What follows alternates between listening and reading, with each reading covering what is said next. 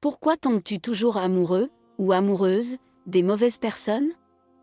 Pourquoi ton cœur semble-t-il se diriger avec la même précision vers ceux qui ne te choisissent pas vraiment, qui ne te respectent pas assez, qui ne voient de toi que ce qui les arrange?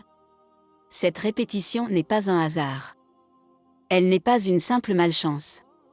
Elle est une trace, presque invisible, laissée au plus profond de toi par tes vécus, tes manques, tes attentes jamais comblées.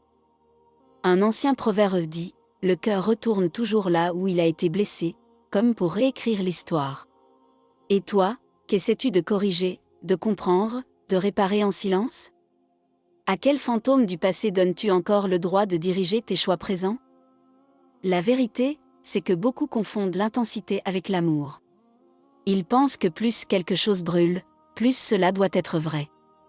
Pourtant, certaines flammes ne réchauffent pas, elles consument.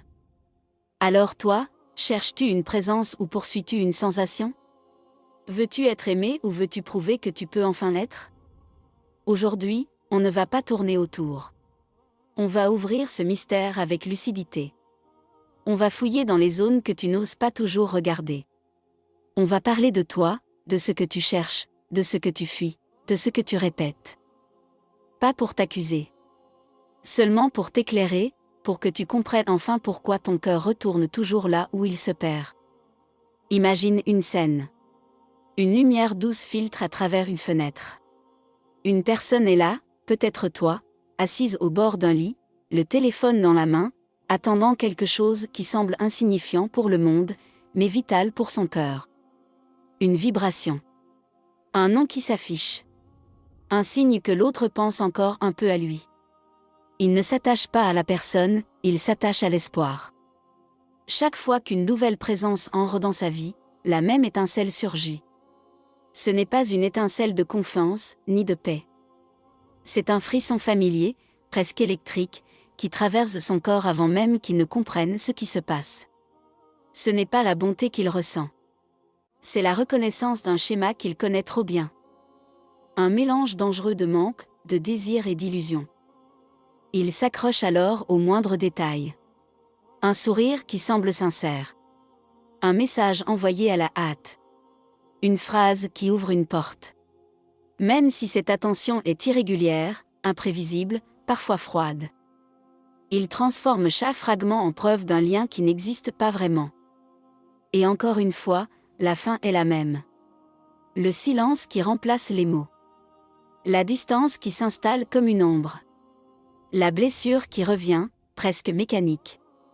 Il ne comprend pas pourquoi il répète ce cercle. Il ne sait pas si c'est lui qui attire ou lui qui choisit ce type d'âme.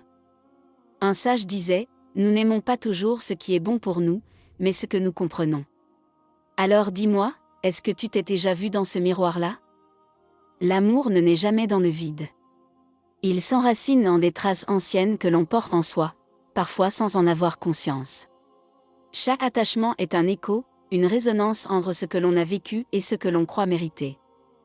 Voilà pourquoi on se tourne souvent vers des personnes qui réveillent une sensation déjà connue, même si cette sensation a déjà laissé des cicatrices. La première raison est la force du familier. Le cerveau humain cherche le connu comme un refuge, même si ce refuge est toxique. Celui qui grandit dans l'instabilité développe une étrange attirance pour ce qui le bouscule. La douceur lui paraît trop calme, trop simple, presque suspecte. L'instabilité, au contraire, devient un marqueur d'intensité, un signal qu'il associe à l'amour, alors qu'il n'est que le reflet d'une habitude. La deuxième raison est le désir de réparer une douleur ancienne. L'esprit se dit qu'en obtenant l'amour de quelqu'un qui ressemble inconsciemment à celui qui l'a blessé autrefois, il pourra refermer une plaie jamais guérie. Pourtant, courir après ce qui nous a détruit ne mène qu'à un cycle de répétition émotionnelle. La troisième raison tient à la confusion entre envie et besoin. Beaucoup savent qui ils désirent, mais peu savent ce qui leur serait réellement bénéfique. On veut être vu, choisi, valorisé. Mais on oublie de rechercher quelqu'un capable d'aimer sans abîmer. Un proverbe ancien dit, « Celui qui ne se connaît pas marche vers l'autre comme un aveugle vers le feu. » Alors qu'est-ce que tu poursuis vraiment, au fond de toi? Et quelle part de toi attire encore ceux qui ne savent pas aimer? Pour briser ce cycle, il ne suffit pas de changer la direction de ton regard. Il faut changer la direction de ton être. On croit souvent que l'amour se transforme en changeant de partenaire, mais la transformation commence en changeant de posture intérieure. Ce n'est pas une question de chance, ni de hasard. C'est une question de conscience. Le premier pas consiste à reconnaître les drapeaux rouges dès qu'ils se présentent. Un cœur qui cherche l'amour confond souvent l'attention irrégulière avec la passion. Pourtant, ton cœur mérite mieux que des demi-efforts, des réponses tardives ou des promesses qui s'évaporent. Il mérite des actes cohérents, pas des excuses bien formulées. Ensuite, il faut comprendre que l'adrénaline n'est pas un indicateur de vérité. Beaucoup de gens confondent le pic émotionnel avec un lien profond. Mais l'anxiété qui te noue le ventre n'est pas de l'amour. Le manque qui devient obsession n'est pas de la passion. La vraie attraction ne fait pas trembler, elle stabilise. Tu dois aussi t'accorder le droit d'être aimé simplement. Sans combat, sans chaos, sans fragmentation. Un amour sain n'exige pas que tu te sacrifies. Il te donne de l'espace, il te permet d'exister pleinement, sans être sur la défensive. Puis vient l'état intérieur, guérir les versions de toi qui ont accepté trop peu pendant trop longtemps. Le proverbe le rappelle, ce que tu tolères devient ta normalité.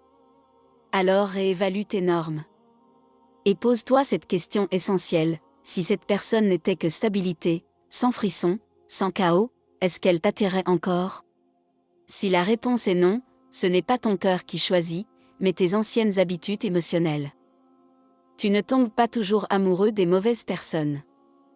Tu tombes amoureux avec les parties de toi qui n'ont pas encore guéri, avec les souvenirs qui n'ont jamais été apaisés, avec ces fragments de ton histoire qui réclament encore une explication. Ce n'est pas un signe de faiblesse.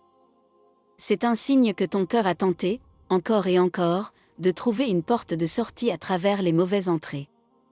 Et pourtant, rien de cela n'est une fatalité. C'est plutôt un appel discret, une invitation presque sacrée à te regarder autrement. Parfois, la vie ne chuchote pas pour se faire entendre, elle chuchote pour que tu t'arrêtes. Pour que tu comprennes que ce cycle n'est pas un piège, mais un message. Elle te murmure qu'il est peut-être temps de te choisir avant de choisir quelqu'un. Un penseur disait, lorsque tu guéris, ce que tu désires change. Cette phrase n'est pas seulement belle, elle est véridique. Car le jour où tes blessures se refermeront, où tes manques cesseront d'appeler des personnes incapables de te nourrir, tu sentiras une transformation subtile. Tu n'iras plus vers ceux qui brisent. Tu reconnaîtras ceux qui élèvent, ceux qui éclairent, ceux qui savent t'aimer sans t'étruire. Alors pose-toi cette question, doucement mais avec honnêteté, et si la prochaine personne que tu devais apprendre à aimer, profondément et sans condition, c'était toi? Peut-être que c'est là que commence la véritable histoire que tu attends depuis longtemps.